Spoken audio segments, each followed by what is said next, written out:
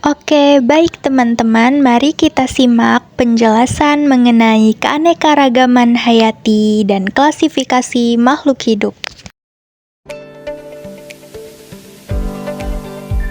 Keanekaragaman hayati merujuk pada variasi kehidupan yang ada di bumi, mencakup seluruh bentuk kehidupan, baik itu spesies, gen, maupun ekosistem.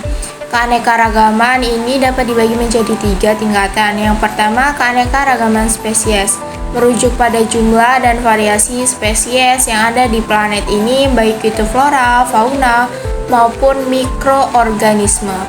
Semakin banyak spesies yang ada, semakin tinggi pula keanekaragaman hayatinya. Yang kedua, keanekaragaman genetik, mencakup pada variasi gen yang ada dalam suatu spesies. Ini termasuk perbedaan dalam susunan genetik individu dalam spesies yang sama. Keanekaragaman genetik sangat penting karena memungkinkan spesies beradaptasi dengan perubahan lingkungan dan bertahan hidup dengan jangka panjang. Yang ketiga, keanekaragaman ekosistem merupakan variasi di tingkat ekosistem, yaitu komunitas biotik atau makhluk hidup dan abiotik, faktor fisik seperti tanah, air, iklim yang saling berinteraksi. Keanekaragaman ekosistem dapat dilihat dalam berbagai tipe habitat seperti hutan, laut, padang rumput, dan lain-lain. Keanekaragaman hayati sangat penting bagi keberlangsungan hidup di bumi karena mendukung berbagai proses ekologi seperti siklus karbon, penyerbukan tanaman, dan pengendalian hama alami. Keanekaragaman ini juga memberikan sumber daya bagi manusia seperti obat-obatan, pangan, dan bahan baku lainnya. Melalui interaksi antara spesies, gen, dan ekosistem kehidupan di bumi terbentuk dalam keseimbangan yang kompleks. Ketika salah satu unsur ini terganggu, bisa berdampak pada keseimbangan ekosistem secara keseluruhan, yang akhirnya mempengaruhi kualitas hidup manusia dan makhluk hidup lainnya.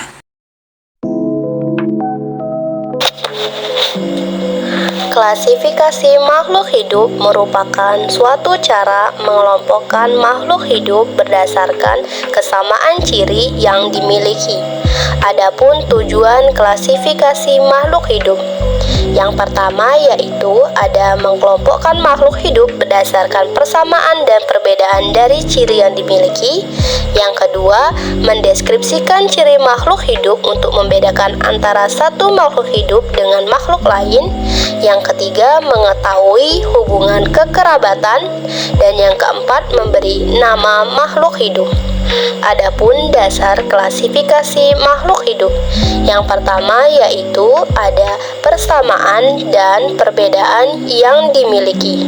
Dan yang kedua ada ciri bentuk tubuh atau biasa disebut morfologi.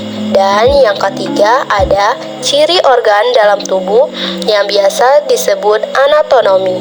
Dan yang terakhir, yang keempat, yaitu ada manfaat, ukuran, tempat hidup, dan cara hidup.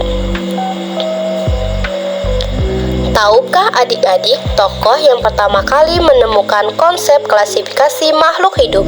Ia adalah Bapak Carolus Linnaeus, di mana Bapak Carolus Linnaeus ini pertama kali mengelompokkan makhluk hidup berdasarkan kategori yang digunakan pada saat itu. Ilmu tentang klasifikasi dinamakan taksonomi, dan setiap tingkatan-tingkatan dari klasifikasi disebut takson.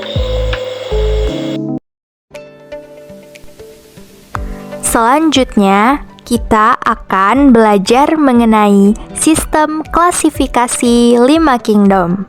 Yang pertama ada kingdom Monera.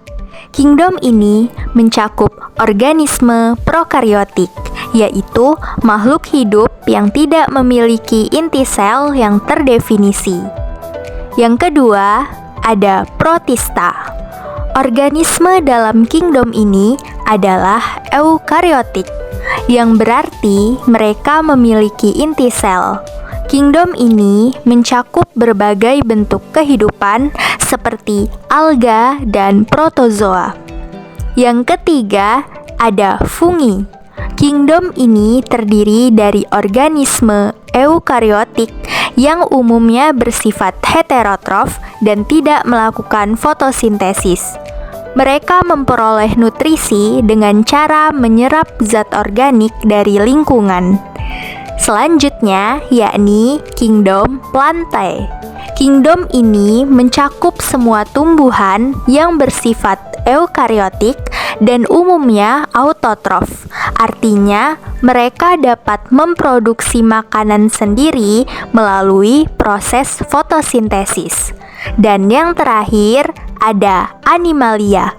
Kingdom ini terdiri dari organisme eukariotik yang bersifat heterotrof dan biasanya memiliki kemampuan bergerak. Kingdom ini mencakup berbagai jenis hewan. Berikut adalah 5 contoh kingdom. Yang pertama ada kingdom Monera. Kingdom Monera memiliki contoh bakteri Escherichia coli. Yang kedua ada kingdom Protista. Kingdom Protista mempunyai contoh protozoa Amoeba proteus dan alga hijau Chlamydomonas. Yang ketiga ada kingdom fungi. Kingdom fungi Memiliki contoh ragi Saccharomyces cerevisiae dan jamur Panicillium chrysogenum. Yang keempat ada Plantae. Contohnya yakni ada lumut hati dan lumut tanduk. Terakhir ada kingdom Animalia. Kingdom Animalia memiliki contoh manusia Homo sapiens dan singa Panthera leo.